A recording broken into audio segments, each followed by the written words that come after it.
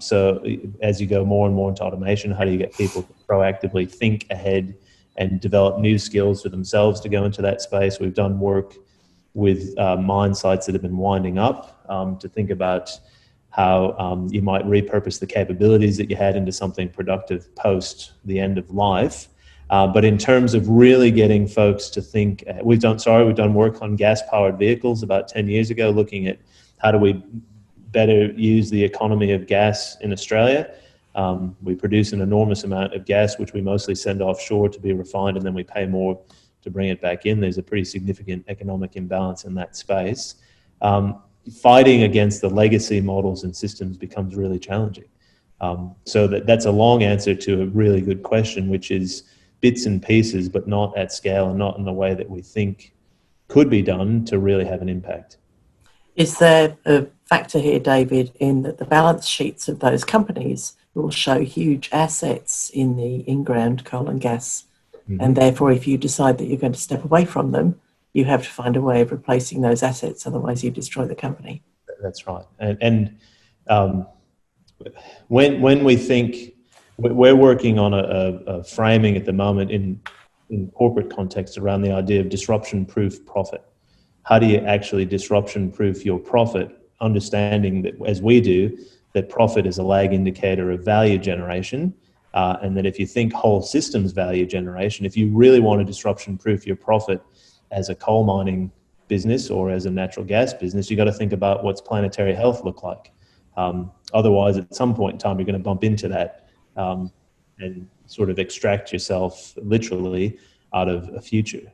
So, and the big companies will claim that they are working on this stuff. It's a bit like that point about, do people say they're doing it, but are they not really doing it? And some are. They are investing in next energy, but they'll hang on to the old model for as long as they can. We know that Trump's decisions in that space to really step back from the Paris Climate Accords have been really damaging to the global movement around reimagining energy. And it's pretty hard to think resilient future when you've got to report on a quarterly basis and deliver value to shareholders, to prop up in the Australian case, a superannuation system that relies really heavily on the system working in the way that it does.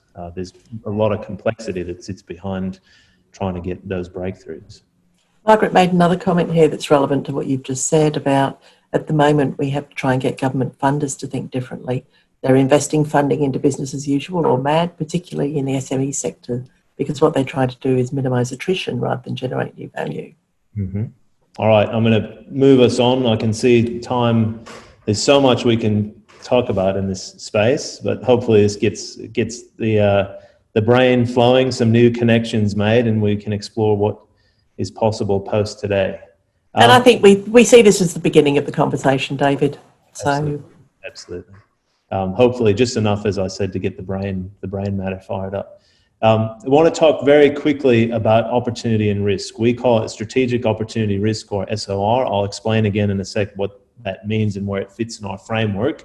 But in terms of some of the risks that we're seeing in this pandemic space, this is what is being exposed in terms of some systems collapse. There's a lot in this. I'm going to get specific to a couple that I think are really relevant to regional resilience. And again, this will be available post today for people to have a deeper look at. But we are seeing a number of business models, operating models being exposed. Equally, we're starting to see, as part of this COVID economy kind of recovery platform, if you like, what we're calling system safe environments starting to emerge. So it's like, what do we let go and what becomes possible in a renewal? And I'll come to some examples in a sec. For each of you and for me and for all of us, what we think we have to be in terms of our mindset is a bit of a rock in a hard place mindset, not between a rock and a hard place, but a rock in a hard place. Letting go of this stuff is hard. Embracing this stuff is hard. The question becomes, which hard do you want? Do you want to take the hard path of being part of innovating and shaping a preferred future for yourself, your organization, your community? Or do you want to be part of hanging on for too long? Each of those are a hard journey. Can we be a rock in a hard place? In terms of what this could look like in terms of real implications for regional Australia, regional Victoria, well, I've already spoken to the decline of the square metre economy. That once that goes into decline, even post-pandemic, it becomes hard to recover. The business model around the value of a square metre is being reinvented. People will they'll go to online in retail if they hadn't before. That devalues space in shopping centres and retail hubs. People will work more online. All of our research, and we've spoken to about 100 organizations in the last couple of months doing phone interviews and conversations.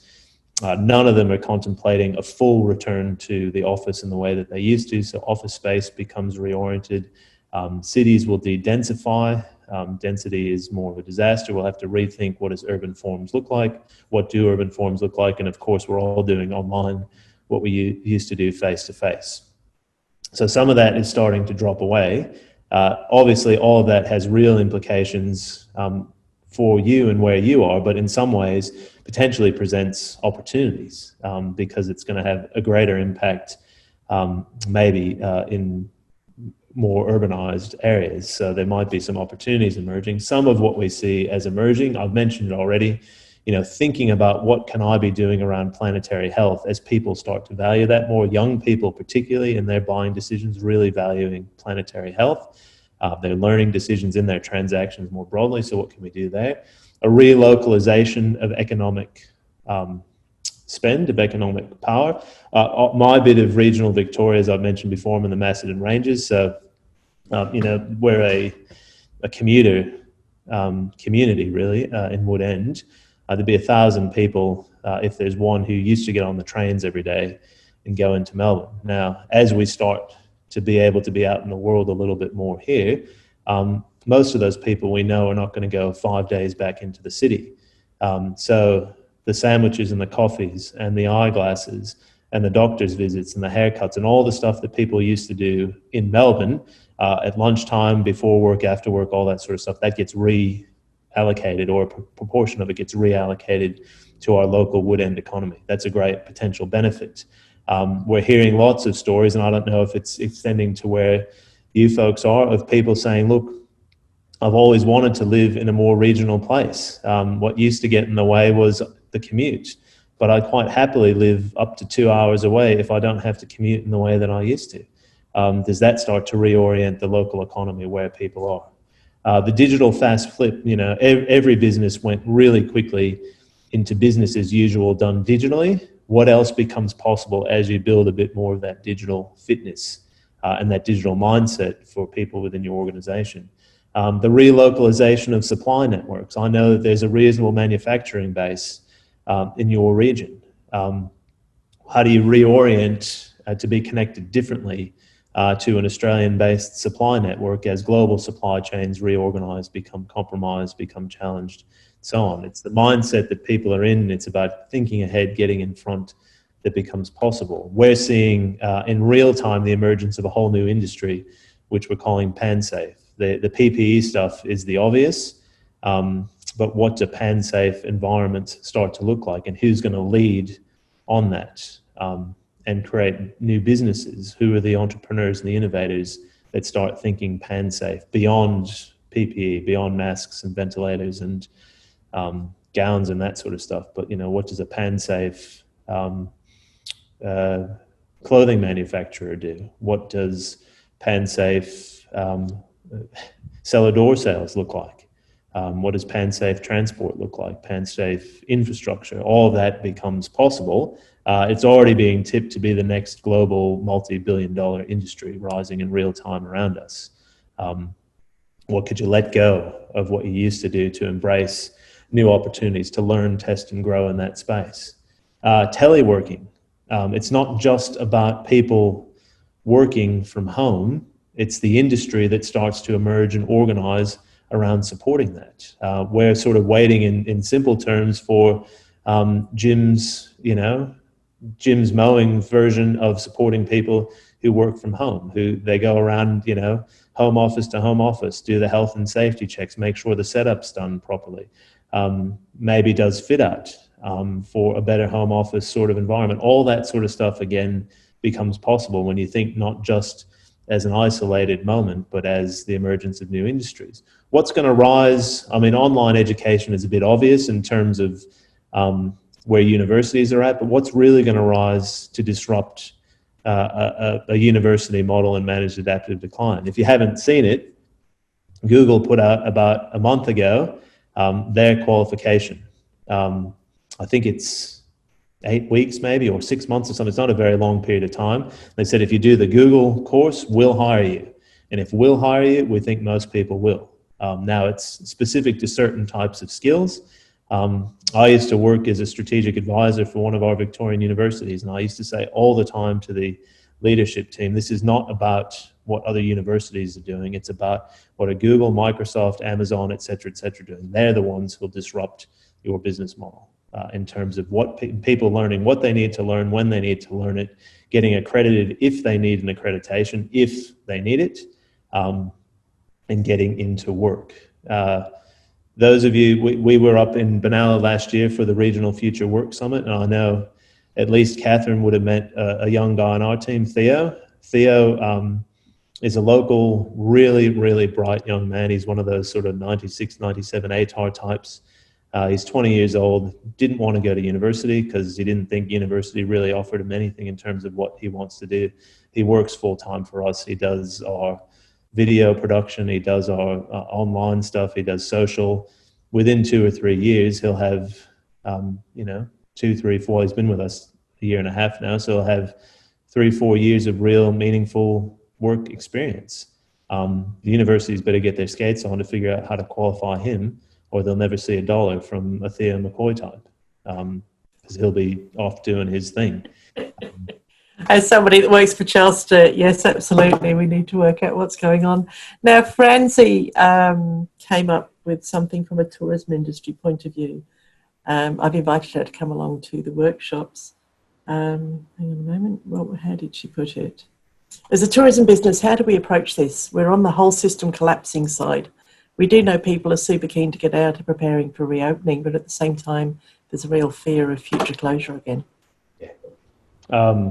It's a great question. I haven't put my head deeply into tourism. We know, of course, that there will be a reorganization for a period of time of, visit local. The Click for Vic thing's been a bit of a kickstart to getting people to start thinking about touring locally. I think part of it is thinking about how do you create experiences that really bring that local mindset to life. We were talking with a guy in the States a couple of months ago, and he said, I can't believe the airlines, who all had pandemic, by the way, in their risk registers. Alan Joyce came out last week and said, we've had it in the risk register for 5 years. And you go, well, fantastic. Why didn't you do anything about it? How airlines didn't start with, if they've been looking at risk around pandemic for at least 5 years, how they didn't put a global fund together to say, how do we create pan-safe travel so that if we have a real global pandemic, we can provide assurance to the governments around the world that if people are on our planes, they're not infected and they won't be carrying virus, and keep the whole industry open.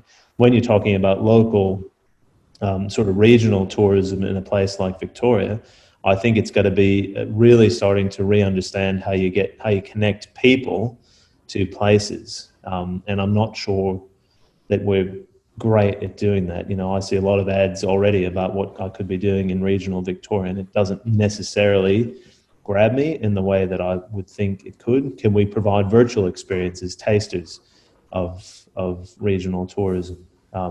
Can we, who do we work with in networks? How does that all come together? I've got a way of thinking through that. I just haven't really stuck my head deeply into tourism, apart from to get frustrated by the things that could have been done and weren't. So Francie, that's not very helpful. I'm sorry, off the cuff. But if you come to the workshops, there's a way to start digging into that, to start answering those questions for yourself. And that, I think, ties in with some comments that Lisa's making about this could be an opportunity for reconnecting of Victorians to rebuild our identity and our home state loyalty. On another topic, Megan's raised the Open Food Network's been in online farm store direct sales, which is another variant on the